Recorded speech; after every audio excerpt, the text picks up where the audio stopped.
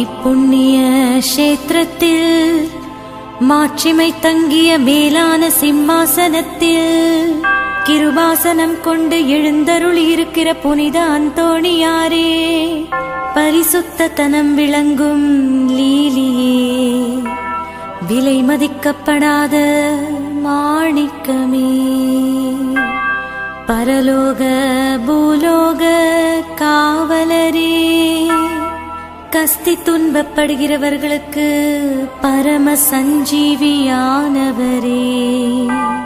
பாவிகளின் தஞ்சமே, உமது இன்பமான சந்நிதானம் தேடி வந்தோம்.